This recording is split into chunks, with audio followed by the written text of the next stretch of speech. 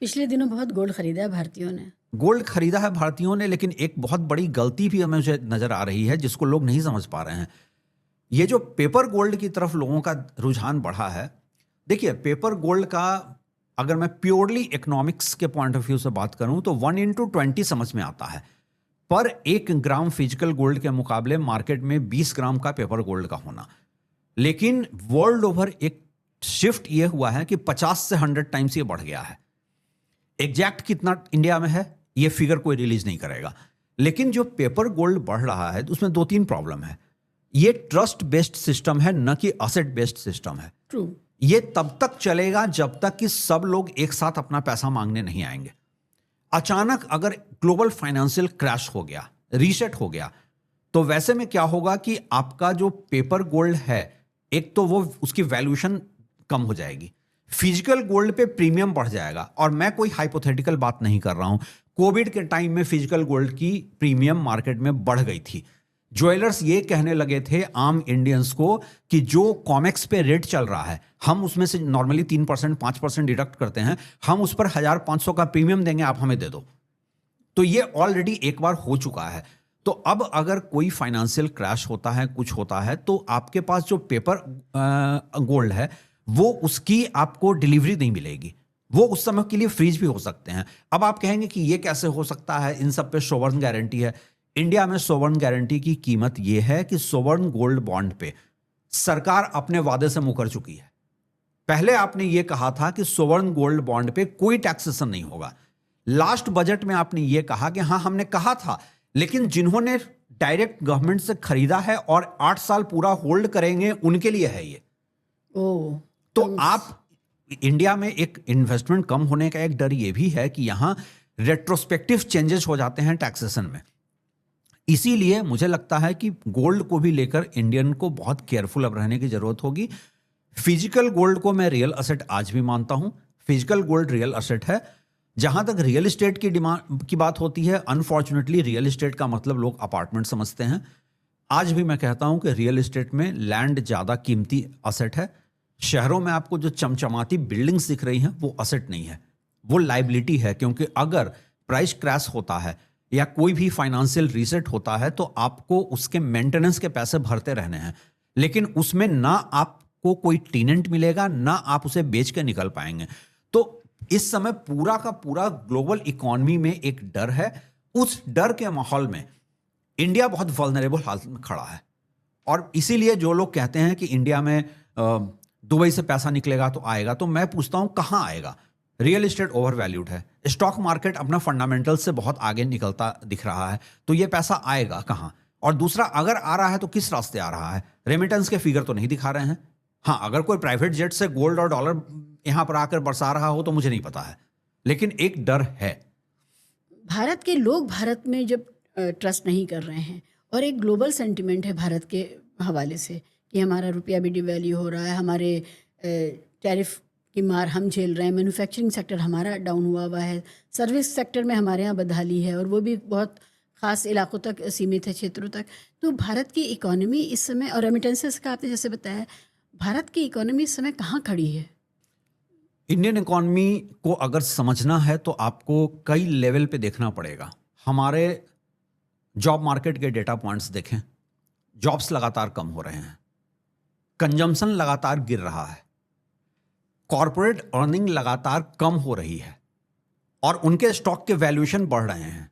ये सारे clear bubble के इंडिकेटर्स होते हैं। तो इंडियन इकोनॉमी में बहुत साफ एक बबल का इंडिकेटर दिख रहा है। डीआईआई इन्वेस्टमेंट जो हो रहा है, अभी वो डीआईआई इन्वेस्टमेंट, हालांकि डीमैट अकाउंट्स लगातार बंद हो रहे हैं।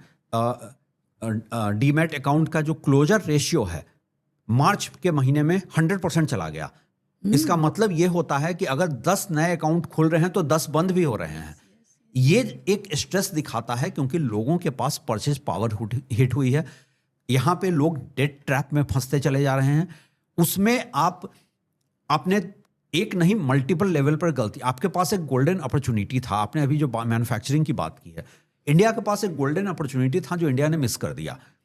अमेरिका ने बहुत तेजी से ये पूरे वर्ल्ड को समझाया था कि चाइना+1 पॉलिसी की जरूरत है कोविड के दरमियान। क्योंकि अलिगेशंस ये लगे थे कि कोविड स्प्रेड करने में चाइना के लैब से ये स्प्रेड हुआ है और हमें पूरा जो सप्लाई चेन है एक कंट्री पे नहीं रखना चाहिए। ठीक है, अभी अमेरिकन कॉमर्स सेक्रेटरी इंडिया में आकर बोल देते हैं कि हम चाइना के साथ जो गलती कर चुके हैं इंडिया के साथ नहीं करेंगे, क्योंकि इंडिया के पास जो कोविड से अभी तक का जो एक विंडो स्पेस था उसका हमने फायदा नहीं उठाया। हम मैन्युफैक्चरिंग के नाम पे सिर्फ और सिर्फ हमारे सियासतदानों ने पब्लिक का बेवकूफ बनाया है, बनाने के नाम पर और कुछ नहीं किया है। और हम छोटे छोटे कंट्री, वियतनाम वगैरह कंट्री, बांग्लादेश हमसे मैन्युफैक्चरिंग में आगे निकलते चले गए। दूसरी बात यह कि चाइना प्लस वन स्ट्रैटेजी को पूरी दुनिया समझ ही नहीं पाई कि यह गेम किसका था। लोग समझते हैं कि यह अमेरिका का गेम था। सच्चाई यह है कि अब मैं जो कहने जा रहा हूं बहुत सारे लोग कहेंगे ये कॉन्स्पिरेसी थ्योरी है। सच्चाई यही है कि अमेरिका में जो चाइना का एक अपना डीप स्टेट है, जो चाइना की अपनी लॉबी है, ये उसका खेला हुआ खेल था। क्योंकि चाइना पूरी दुनिया का ध्यान भटका रहा था कि मेरे यहां से मैन्युफैक्चरिंग शिफ्ट हो रहा है और चाइना को टाइम चाहिए था लो एंड मैन्युफैक्चरिंग से हाई एंड मैन्युफैक्चरिंग पे जाने के लिए। आज चाइना पूरी तरह से हाई एंड मैन्युफैक्चरिंग पे शिफ्ट हो गया है। आपको क्या लगता है, क्या चाइनीज पॉलिसी मेकर, और एक बात समझिए, चाइनीज पॉलिसी मेकर के यहाँ उनके पास डेमोक्रेसी नहीं है, उनको किसी को अकाउंटेबल नहीं है अगले इलेक्शन में। उसके बाद भी उन्होंने जो 3 रेड लाइन पॉलिसी के तहत रियल एस्टेट पर क्रैकडाउन किया है, क्या वो नहीं जान रहे थे कि ये टेम्पररी एक शेकअप होगा? क्योंकि वो उन्होंने अपनी इकोनॉमी का पूरा डायरेक्शन ही बदल दिया है। वो हाई एंड मैन्युफैक्चरिंग पे चले गए हैं, क्योंकि चाइना ने एक चीज रियलाइज कर लिया था कि चाइना यंग पॉपुलेशन नहीं है, चाइना एजिंग पॉपुलेशन है। तो एजिंग पॉपुलेशन में उनके पास जो है लेबर फोर्स कम होता जाएगा। तो जब आपके पास लेबर फोर्स कम होगा तो आप मास प्रोडक्शन की बजाय क्वालिटी प्रोडक्शन की तरफ जाएंगे। इंडिया ने अपना आज तक स्ट्रेंथ ही नहीं समझा। 2014 में नरेंद्र मोदी की सरकार आने के बाद क्या बात हो रही थी? इंडिया सबसे यंग पॉपुलेशन है, तभी ये मैन्युफैक्चरिंग, मेड इन इंडिया, ये सब की बात हुई थी। आज हम 10 साल उससे निकाल चुके हैं। आज इंडिया का एवरेज एज जो है 29 ईयर्स हो गया है। अगले 7-8 सालों में, 10 सालों में हम भी एजिंग पॉपुलेशन हो जाएंगे। हम भी उस मोड़ पर पहुंच जाएंगे जहां आज जापान पहुंच चुका है। हमने अपने स्ट्रेंथ को कभी समझा ही नहीं है। हम एक फेक नैरेटिव में, एक आत्ममुग्धता में ऐसे फंसे रहे हैं कि हमने अपने कभी भी ना अपने वीकनेसेस पे काम किया, ना हमने अपने स्ट्रेंथ को समझा। और इसीलिए मुझे लगता है इंडियन इकोनॉमी बहुत वल्नरेबल है। मैं ये बात किसी एक पॉलिटिकल पार्टी के खिलाफ नहीं बोल रहा हूं, मैं एकदम साफ कह रहा हूं कि इंडिया के पॉलिसी मेकर्स में, इंडिया के पूरे पॉलिटिकल क्लास में इकोनॉमी को लेकर के कोई विजन ही नहीं है। अगर आपके पास इकोनॉमी को लेकर के विजन होता तो आज इंडियन इकोनॉमी इतनी वल्नरेबल हालत में नहीं खड़ी होती। मैं आम लोगों से मिलता हूं और ये बात मैं बोल रहा हूं, ये रिजोनेट करेगा एवरेज ऑडियंस से। आप सोच कर देखिए पिछले 10 सालों में आपकी आमदनी कितनी बढ़ी है और घर के खर्चे कितने बढ़े हैं। इससे हो क्या रहा है? इससे हो ये रहा है कि ये वेल्थ इनइक्वालिटी बढ़ रही है, क्योंकि जिनके पास असेट्स हैं उनका असेट प्राइस का एक ओवर वैल्यूएशन हो रहा है। आज इंडिया का 1% वेल्थ 40% के पास है, बॉटम 50% के पास सिर्फ 15% वेल्थ रह गया है। एवरेज हाउस होल्ड आज डेट में है। तो ऐसे हालात में हम इन्वेस्टमेंट की बात करें या सर्वाइवल की बात करें, हमें तो चॉइस तो इस समय यह करना है कि सर्वाइवल की बात करें। बाप रे, मैं क्या सवाल करूं मैं यहाँ पर। अच्छा ये बताइए, जिस भारतीय के पास, और ऐसे भारतीय कम हैं, बहुत कम हैं, जिनके पास 1 करोड़ रुपया अपनी ज़रूरतों के पूरी करने के बाद, अपने सारे डेट्स, लोन्स क्लियर करने के बाद 1 करोड़ मान लीजिए बचा हुआ है, वो दुबई में इन्वेस्ट करे या इंडिया में इन्वेस्ट करे, कहाँ जाए वो? दोनों ही जगह नहीं, दोनों ही जगह सेफ नहीं है। आज अगर आपके पास पैसा है तो अगेन एक कैविएट के साथ बोल रहा हूं, डिस्क्लेमर के साथ बोल रहा हूं कि मैं कोई सेबी रजिस्टर्ड इन्वेस्टमेंट एडवाइजर नहीं हूं। अगर मेरे पास 1 करोड़ रुपए हैं, मैं पार्टली गोल्ड में रखूंगा, पार्टली मैं उस मल्टी असेट म्यूचुअल फंड में जाऊंगा जिसका कि ग्लोबल एक्सपोजर है। क्योंकि जैसा मैंने कहा आपसे कि ये जो एक कंट्री के इकोनॉमी का साइकिल नीचे जाएगा तो दूसरे का ऊपर जाएगा। तो इस समय ज्यादातर कंट्री में, इवन चाइना में आप देखिए, आप एवरेज चाइनीज का जो इन्वेस्टमेंट था, चूंकि दुबई की हम बात कर रहे थे और दुबई के प्रॉपर्टी में इंडियंस के बाद चाइना का एक बहुत बड़ा सेगमेंट है। आज सारे लोग इंटरनेशनल एक्सपोजर ले रहे हैं, लिक्विड फंड फॉरेन असेट्स को देख रहे हैं।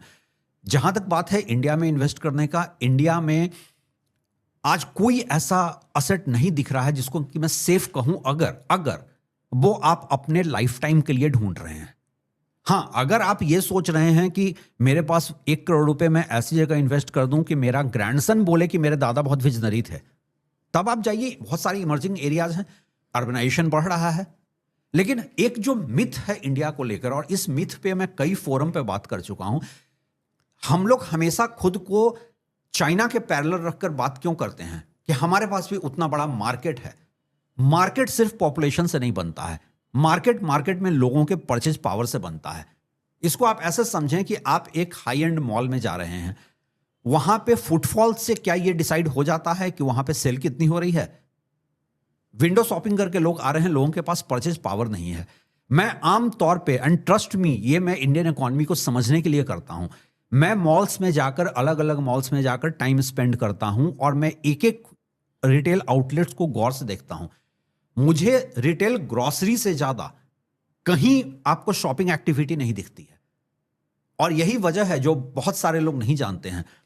आज जो रिटेल के मेजर चेन्स हैं, मैं नाम लेकर मैं किसी को प्रमोट नहीं करूंगा, जो रिटेल के मेजर चेन्स हैं, आज वो इस बार्गेनिंग स्पेस में आ चुके हैं कि हर मॉल में वो बिल्डर से कहते हैं, हम कोई आपको यहां का रेंटल नहीं देंगे, हम रेवेन्यू शेयरिंग मॉडल पे आएंगे, अगर आपको स्पेस देना है तो आप दो।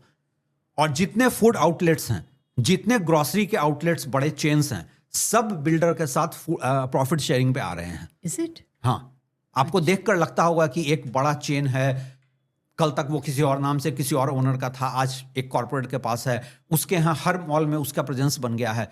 क्या वो रेंटल दे रहे हैं? 10 साल पहले लोग कह रहे थे कि इन्वेस्टमेंट के लिए कि आप मॉल्स की शॉप्स वगैरह में इन्वेस्ट करिए, लेकिन उस धड़ाधड़ मॉल्स भी बंद हुए और विद इन मॉल्स कुछ फ्लोर्स तो शुरुआत ही नहीं कर पाए हैं।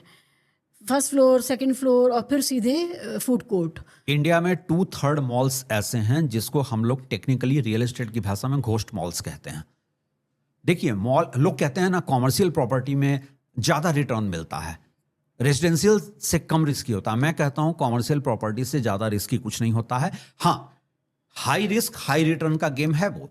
अगर वो रिटेल स्पेस या बिजनेस सेंटर चल निकला तो 7% 6% का आपको रेंटल रिटर्न मिल जाएगा, रेजिडेंशियल में 2% मिलेगा। लेकिन रेजिडेंशियल अगर पिट भी गया तो किसी को रहने के लिए छत चाहिए, 2% नहीं 1% का रिटर्न मिल जाएगा। वहां पे अगर वो रिटेल चेन पिट गया तो आपको कुछ भी नहीं मिलेगा, आपको कहने के लिए वो आपका है। रिटेल में, मॉल्स में, ऑफिस स्पेसेज में इन्वेस्टमेंट एक एवरेज इंडियन की रियलिटी नहीं है, वो डीप पॉकेट इन्वेस्टर की रियलिटी हो सकती है। और डीप पॉकेट इन्वेस्टर की प्रोफाइल पर आने के पहले मैं एक चीज बता दूं कि आप जहां भी, किसी भी बड़े मॉल में, जितने बड़े रिटेल स्टोर्स आज देख रहे हैं, सब के सब अब प्रॉफिट सेंटर में आ गए हैं। नोएडा, ग्रेटर नोएडा के बॉर्डर पे एक बहुत बड़ा रिटेल चेन आया, ऑफिस स्पेस है, स्टूडियो अपार्टमेंट भी साथ में है। उसकी रियलिटी ये है कि एक बड़ा कॉर्पोरेट उससे 9 साल की लीज करता है, इस शर्त पे करता है। जो लोग इस एरिया के रियल एस्टेट को जानते हैं वो समझ जाएंगे मैं किसकी बात कर रहा हूं, वो चाहें तो कमेंट में नाम लिख सकते हैं। इस शर्त पे वो डील करता है कि शुरू के 3 साल में हम आपको सिर्फ मेंटेनेंस देंगे, अगले 3 साल 50% देंगे, लास्ट के 3 साल में जो रेंटल वैल्यू आज का है वो हम देंगे। इन्फ्लेशन को आप भूल जाइए। तो ये जो आपको जितना भी रिटेल स्टोर दिख रहा है, वो रिटेल स्टोर सिर्फ इसलिए दिख रहा है कि प्रॉफिट शेयरिंग में है। कॉमर्शियल प्रॉपर्टी बहुत रिस्की है इंडिया में, आमतौर पे लोग नहीं समझ पाते हैं और लोगों को लगता है कि यहां पे ज्यादा रिटर्न मिलेगा। इंडियंस के लिए इस समय इन्वेस्टमेंट बहुत ही सोच समझ कर करने का समय है, क्योंकि एक ऐसा फाइनेंशियल रीसेट मैं देख रहा हूं, एक ऐसा फाइनेंशियल रीसेट होगा जो शायद एक पूरी तरह से फाइनेंशियल क्रैश के रास्ते से होकर गुजरेगा। और उस क्रैश के रास्ते में आपके पास सर्वाइवल के लिए हाई वैल्यू लिक्विड एसेट ही काम आएगा। और हाई वैल्यू लिक्विड एसेट की जब मैं बात करता हूं तो मुझे फिजिकल गोल्ड के अलावा कुछ दिखता ही नहीं है। अब यहां पर मैं, कोई ये नहीं समझे कि मैं गोल्ड को प्रमोट कर रहा हूं। चांदी, वैसे लोग कहते हैं कि कॉपर और एल्युमिनियम तक, मतलब हालांकि उसको आप कितना स्टोर करेंगे, स्टोरिंग कॉस्ट अपने आप में अजीब है उसकी, लेकिन क्या चांदी को इसमें ऐड करें? देखिए, चांदी को ऐड मैं इसलिए नहीं करता हूं, उसकी वजह बताता हूं। स्टोरिंग तो एक प्रॉब्लम है, वो अलग है। चांदी हाई वॉलेटाइल एसेट है। चांदी एक दिन 4 लाख रुपए किलो है तो अगले दिन 2.5 लाख रुपए भी जा सकता है। अभी हाँ। 2 महीने पहले दूसरा चांदी की डिमांड, अगर चांदी की यूटिलिटी देखें सिल्वर की यूटिलिटी गोल्ड से ज्यादा है, क्योंकि solar panel, industrial use, EV, सब में सिल्वर का यूज है। लेकिन सिल्वर की माइनिंग पे वो कैपिंग नहीं है कि और अभी नहीं हो सकती है। गोल्ड में जितना हो सकता था 85% के आसपास तक हो चुका है, चांदी में वो कैपिंग नहीं है। दूसरा, कल को कोई टेक्नोलॉजी शिफ्ट हो गई कि चांदी की जगह में कोई और मेटल आ गया, और ऐसा ये भी हाइपोथेटिकल नहीं है, चाइना इस खेल को समझ रहा है, तभी चाइना ने रेयर अर्थ मिनरल्स को लेकर के इतना अपना एक्सपोर्ट रूल्स टाइट किया है। तो कल को आपके पास कोई भी ऐसा असेट जिस असेट का ऑल्टरनेट आ सकता हो, वो असेट वॉलेटाइल भी है, रिस्की भी है। गोल्ड का इस समय इसलिए नहीं हो सकता है कि देखिए, हम आज जो सेकेंड वर्ल्ड वॉर के बाद की इकोनॉमी में हैं और हम अब एंटर करने जा रहे हैं थर्ड वर्ल्ड वॉर की इकोनॉमी में। तो ये जो ब्रेटन वुड ट्रीटी हुई थी कि डॉलर ग्लोबल करेंसी होगी और उस ग्लोबल करेंसी को हम गोल्ड से बैक करेंगे, जिसको कि 1971 आते आते तक अमेरिकन प्रेसिडेंट निक्सन ने चेंज कर दिया। क्योंकि सेकेंड वर्ल्ड वॉर को अगर हम देखें तो सेकेंड वर्ल्ड वॉर में अमेरिका का कोई मेजर लॉस नहीं था। एक पर्ल हार्बर को छोड़ दें तो उनको कोई लॉस नहीं हुआ था, और उन्होंने दो न्यूक्लियर बम गिराकर अपना एक मोनोपोली वर्ल्ड के ऊपर बना लिया। तो और सबसे बड़ी गलती ये रही कि मिडिल ईस्ट के कंट्रीज ने नहीं समझा कि तुम्हें इजराइल से अमेरिका नहीं बचा रहा है, इजराइल को प्रॉक्सी करके अमेरिका तुम्हारे साथ पेट्रो डॉलर का खेल खेल गया है। तो हम सेकेंड वर्ल्ड वॉर की इकोनॉमी से निकलकर थर्ड वर्ल्ड वॉर की इकोनॉमी में जाएंगे, ये स्मूथ ट्रांजिशन नहीं है। ये ट्रांजिशन कितना प्रॉब्लमेटिक होगा, बहुत पेनफुल होगा, कितना पेनफुल होगा अभी कहना मुश्किल है। लेकिन हाँ, आमतौर पे हम लोगों का काम है लोगों को, कंज्यूमर्स को अवेयर रखना। तो हम यही अवेयर रख रहे हैं कि आप एक सेफ्टी वॉल्व तैयार रखिए, क्योंकि ट्रांजिशन का मतलब है अगले 2-3 साल के लिए मेजर फाइनेंशियल क्राइसिस होगी। और एक बात हमेशा याद रखिएगा, जब फाइनेंशियल क्राइसिस आती है ना, तो वहां पर पॉलिटिकल लॉयल्टी काम नहीं करती है। वहां फिर पब्लिक उस सरकार के खिलाफ खड़ी हो जाती है जिसकी ये आइडियोलॉजी के वो दीवाने रहे हैं। हंगरी में विक्टर ऑर्बान को लेकर, उनकी आइडियोलॉजी को लेकर पब्लिक कितनी दीवानी थी, लेकिन क्या वही पब्लिक उनके खिलाफ नहीं उतरी? और मैं उसको पैरेलल इंडिया से भी करके देखता हूं। क्या नोएडा के वो फैक्ट्री वर्कर, ट्रस्ट मी, मैं उस दिन प्रोटेस्ट के समय वहां पर था, जो लोग सड़क पे उतरकर तोड़फोड़ कर रहे हैं, वो वही चेहरे थे, वही यंग लड़के थे जो इसी रूलिंग पॉलिटिकल क्लास की आइडियोलॉजी के दीवाने रहे हैं। क्योंकि जब बात पेट पर पड़ती है ना, जब भूख सताती है, तो कोई आइडियोलॉजी काम नहीं करती है। इसीलिए मैं कह रहा हूं कि ये जो ट्रांजिशन होगा, ये फाइनेंशियल ट्रांजिशन बहुत पेनफुल हो सकता है। मैं दुआ करता हूं कि ये ना हो। मैं चाहता हूं कि मेरा असेसमेंट पूरी तरह गलत हो, लेकिन ये एक फाइनेंशियल ट्रांजिशन बहुत पेनफुल हो सकता है। इसीलिए इन्वेस्टमेंट के लिहाज से आपको सिर्फ और सिर्फ हाई वैल्यू लिक्विडिटी असेट की तरफ ध्यान देना चाहिए। अगर आपके पास बहुत कम पैसे हैं तो मैं तो गोल्ड रखूंगा, अगर मेरे पास उससे ज्यादा हैं तो मैं इंटरनेशनल एक्सपोजर देखूंगा। लेकिन मैं लैंड में, और खासकर शहरों के ओवर प्राइस्ड लैंड में या अपार्टमेंट में, उस टाइप के रियल एस्टेट में नहीं जाऊंगा। रही बात जहां तक दुबई की है, दुबई अपने जिस कॉलिंग कार्ड पर खेल रहा था वही उसका सबसे वीक पॉइंट साबित हुआ कि आप सेफ हेवन हैं। जब तक आप अमेरिका के साए में हैं, अमेरिका और इजराइल के साए में रहकर कोई भी सेफ हेवन हो ही नहीं सकता है। अब तो ये लग रहा है कि अमेरिका ने तो उन्हीं को अंडर द बस फेंका है, गल्फ कंट्रीज़ को ही। उनको किसी भी तरह की सुरक्षा वो दे ही नहीं पाए। तो जो भी सैटेलाइट्स थे, जो उनके बचाव के तंत्र थे, वो सारे के सारे एक ही झटके में, एक हफ्ते में ही ईरान ने उसको एक्सपोज कर दिया। अमेरिका के पास देने को बचा क्या है? $40 ट्रिलियन के वो खुद डेट में है। आज अमेरिका का डेट इतना बढ़ गया है, ये जो भी ट्रंप कर रहे हैं वो बेसिकली अटेंशन डाइवर्ट करने का खेल खेल रहे हैं।